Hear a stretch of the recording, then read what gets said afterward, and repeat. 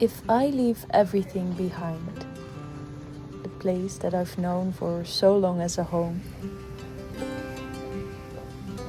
what will I miss the most?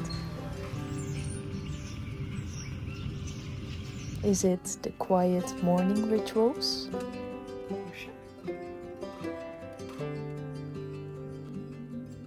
Or to have the people that I cherish close by?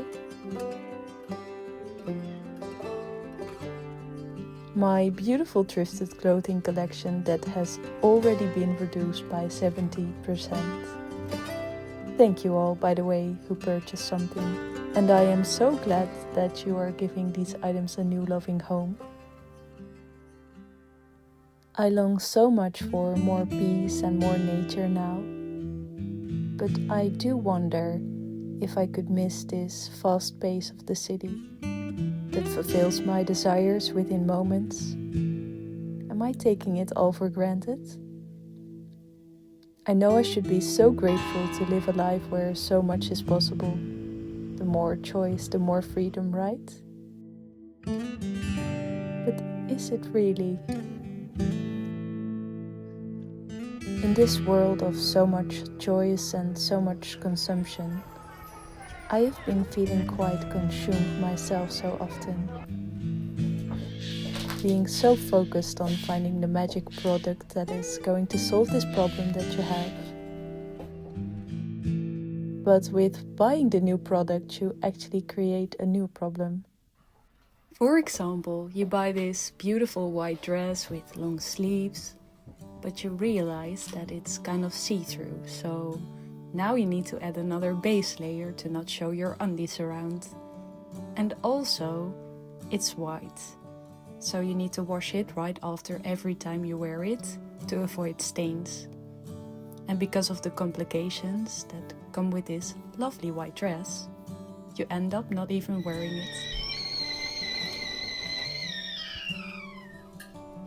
Well, I have been stuck in these kind of consumption loops so often. And at those times I am often not making conscious choices. When a while later I realized that it didn't solve my initial problem like I thought it would before, I often regret my decisions.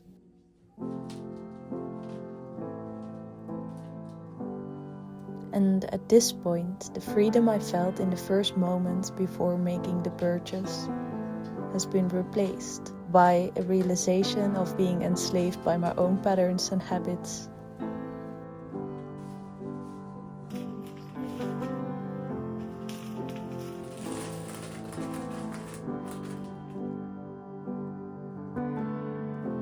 Last week, the big starling flock returned to my garden.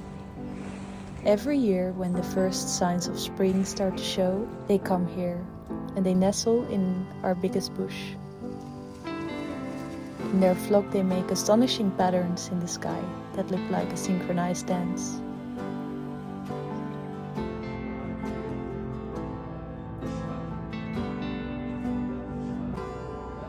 And now they are here again. I realized that after 5 years of witnessing this beautiful spectacle, this will be the last time to welcome them from here. As I will be leaving this home and move the belongings that survived my big declutter into a van and travel around Europe.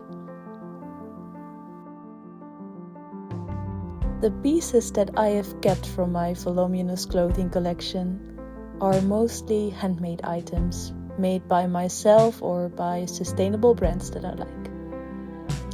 I kept the items that check the following.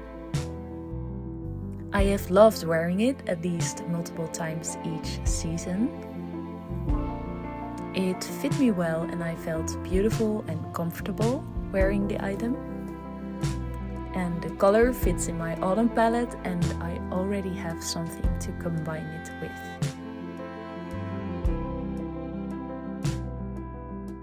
So welcome to everything that is left of my wardrobe. I used to have 3 clothing racks like this one all around my room, but now I have downgraded to just this one. And this little place where I store my knits. unlike my t-shirts and leggings.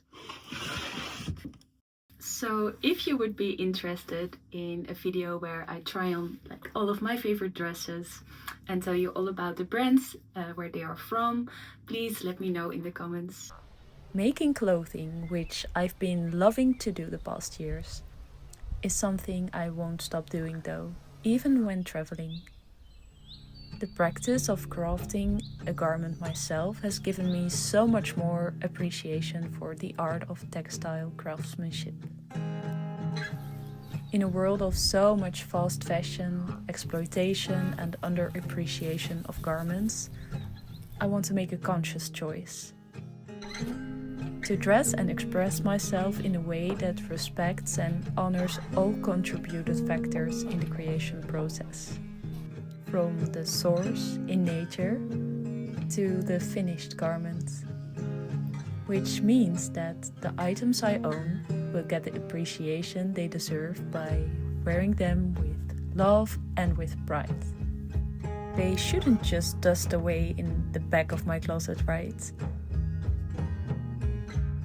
I still have a lot of leftover yarn from my previous projects, so I made a promise to myself to do little scrap yarn projects now, before I allow myself to buy new yarn. But first, let me show you my last big project that took me the entire winter to complete. So if you've been following me for a while, you might have seen this video of me crocheting and knitting a cardigan, where I wrote a pattern for myself. I first made a white sunflower cardigan with this pattern, and after that a yellow one that I have sold. Haven't you spent enough time knitting all those cardigans, you might think? Well, yeah, kind of. So that's why for this next project of creating a jacket, I chose an even smaller crochet hook size. Can you make sense of it? So a jacket it was. I bought a yarn from Sweden, 100% wool, but it was quite itchy, so I knew then that this jacket was going to need a soft layer of lining to make me want to actually wear this eventually. I started this project in November and the body was completed quite quickly actually, but then came the sleeves. And you know, at this point I was actually considering to just rock the body warmer fit, but it just didn't look right because it was quite bulky. I should have just grabbed a bigger hook size, but I was stubborn. So one sleeve done and I had no motivation left for the other one. At this point I decided to stop and just knit a buff hat for my boyfriend and for my cat.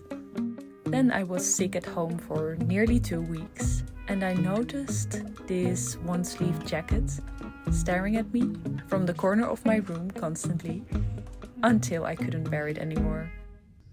So I finally picked up those stitches again and knitted the very final sleeve. And now I was in this ultimate flow. All I could see was this jacket coming to life.